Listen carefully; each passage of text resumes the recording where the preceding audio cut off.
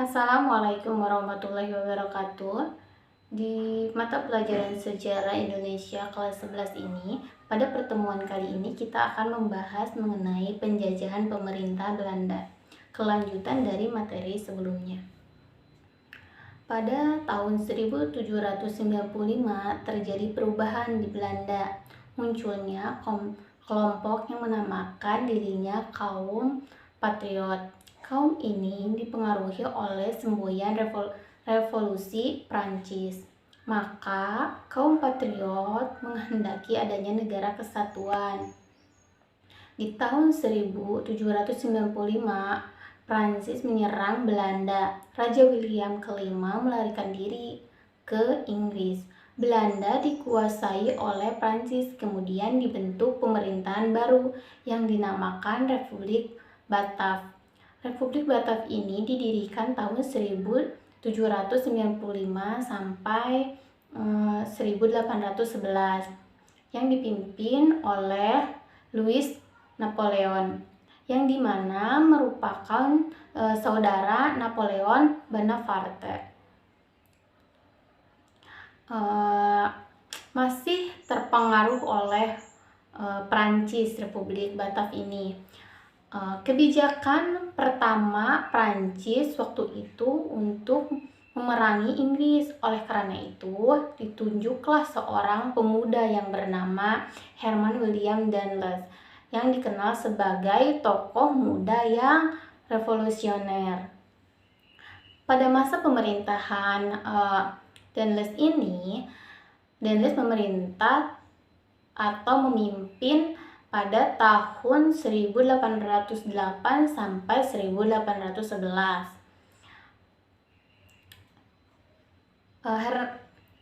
Danlos ini sebagai gubernur jenderal di pemerintahan Nusantara pada tahun 1808 mulainya itu, dan berakhirnya pada tahun 1811.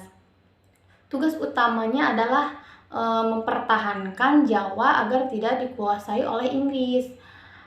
Sebagai pemimpin yang ditunjuk oleh Republik Batav, Danlos harus memperkuat pertahanan dan memperbaiki administrasi pemerintahan yang pada masa sebelumnya, pemimpin sebelumnya itu masih kacau balau gitu.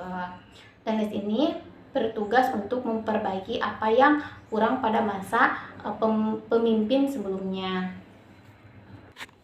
Untuk melancarkan tujuannya itu, Danlos melakukan beberapa strategi, terutama menyangkut bidang pertahanan, keamanan, administrasi pemerintahan, dan sosial ekonomi, yaitu membangun beberapa benteng-benteng pertahanan baru, membangun pangkalan angkatan laut di Anyer dan Ujung Kulon, kemudian meningkatkan jumlah anggota tentara, kemudian membangun jalan raya dari Anyer sampai Panarukan.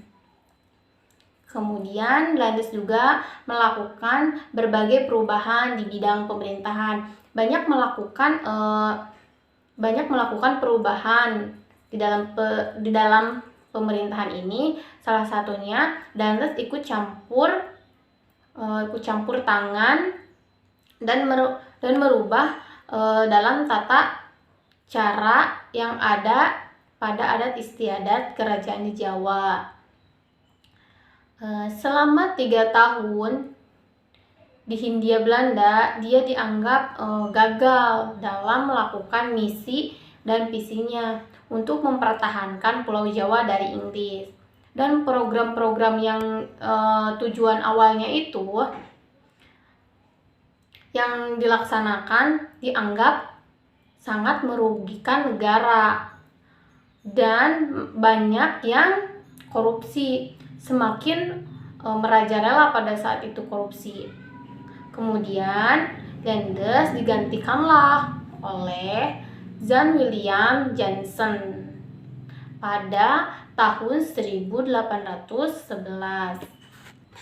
Kemudian kita akan membahas mengenai perkembangan kolonialisme Inggris di Indonesia dari tahun 1811 hingga 1816. tepatnya pada tanggal 18 September tahun 1811 adalah tanggal dimulainya kekuasaan Inggris di Hindia. Gubernur Jenderal Lord Myrtle secara resmi mengangkat Raffles sebagai penguasa. Pusat kedudukan Inggris berpusat di Batavia. Raffles membuat langkah-langkah agar Inggris semakin kuat di tanah jajahannya. Raffles berpegang kepada 3 prinsip. 1. Segala bentuk kerja rodi dalam penyerahan wajib dihapus dan diganti oleh penanaman bebas oleh rakyat. Kedua, peranan bupati sebagai pemungut pajak dihapuskan dan para bupati dimasukkan sebagai pemerintahan kolonial. Yang ketiga, atas dasar perdagangan bahwa tanah itu milik pemerintah, maka rakyat menggarap dianggap sebagai penyewa. Jadi Raffles ini mengadakan program baru dan menghapus program lama. Ya, salah satunya itu tanah milik masyarakat pribumi itu. Masyarakat pribumi menanam salah satu misalkan tanaman berupa tembakau ataupun yang lainnya.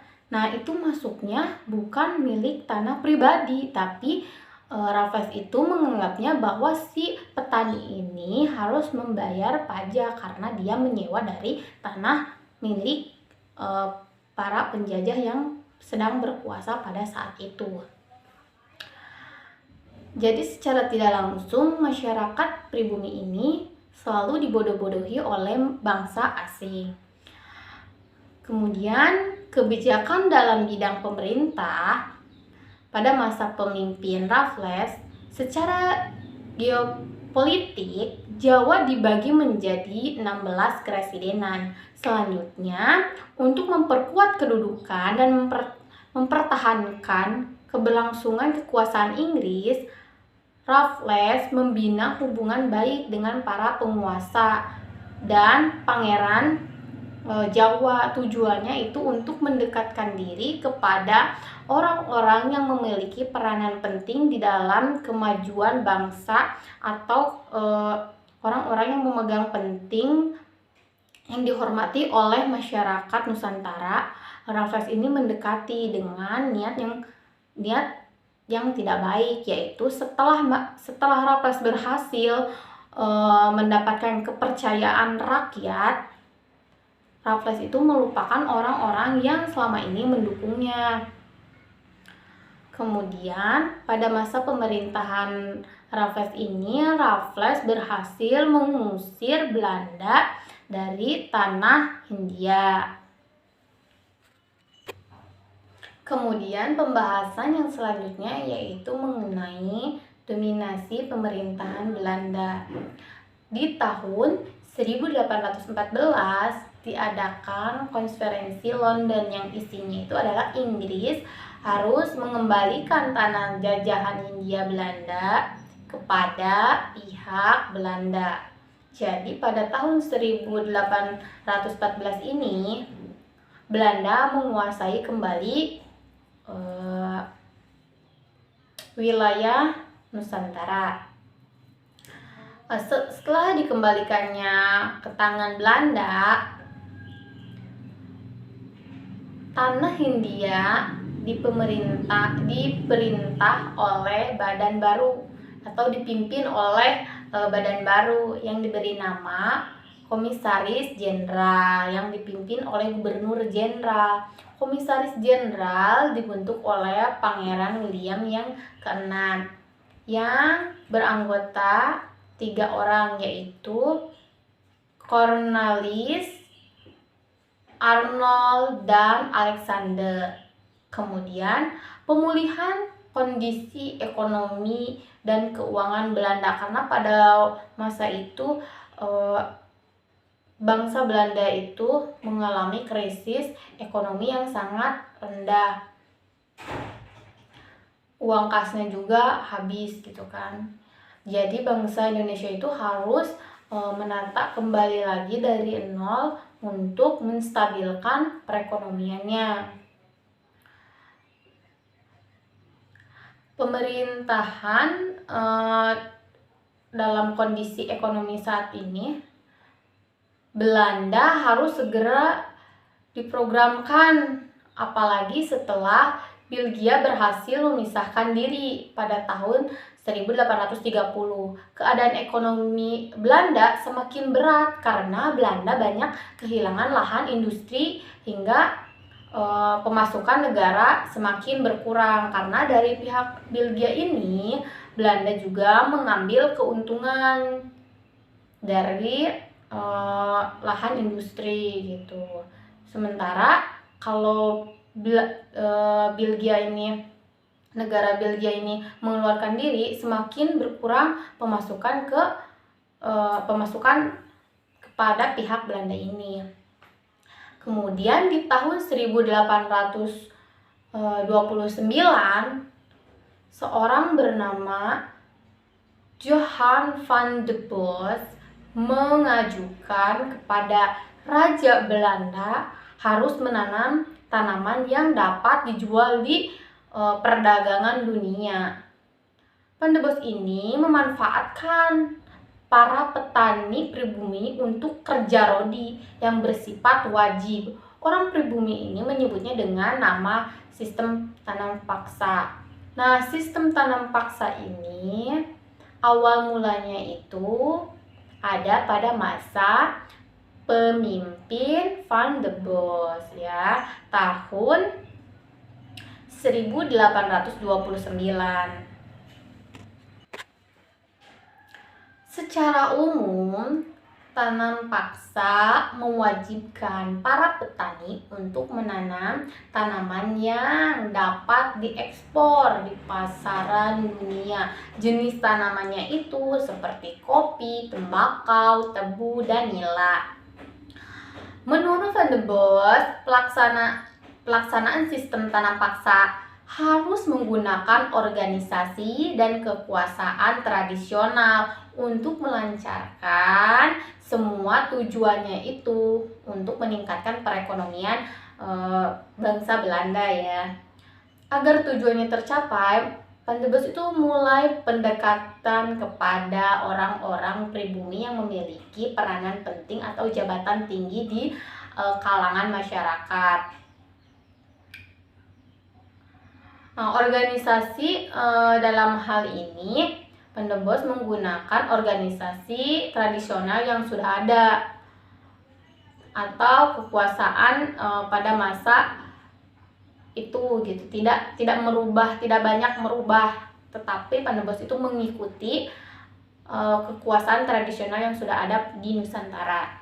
Dalam hal ini, para pejabat pribumi putra, kaum priai, dan kepala desa menduduki peranan penting dalam berlangsungnya pelaksanaan tanam paksa. Jadi Van de Bos ini mengikut sertakan pemimpin-pemimpin di Nusantara pada masanya untuk ikut mendukung dan mendorong terjadinya proses tanam paksa ini agar semuanya lancar, agar semuanya tidak ada pemberontakan kepada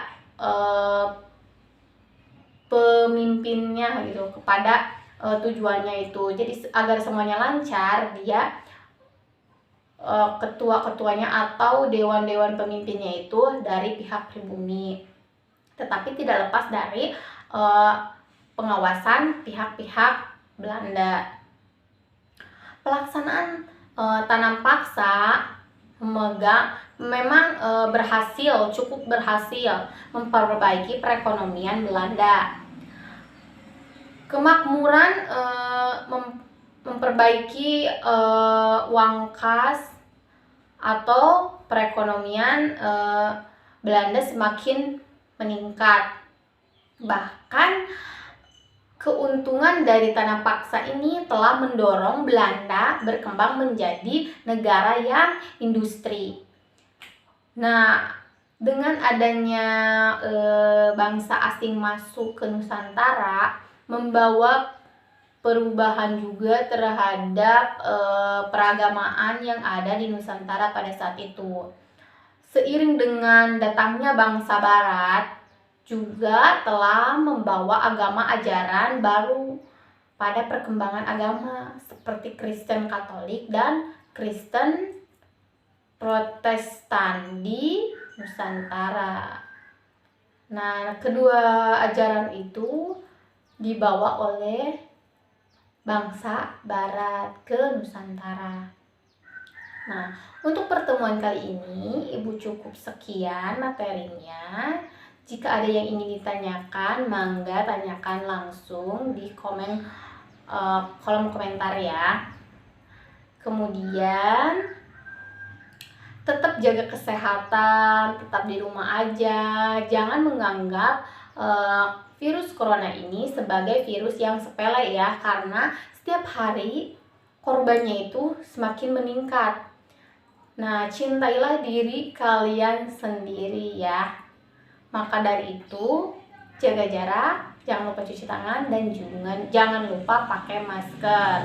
Wassalamualaikum warahmatullahi wabarakatuh.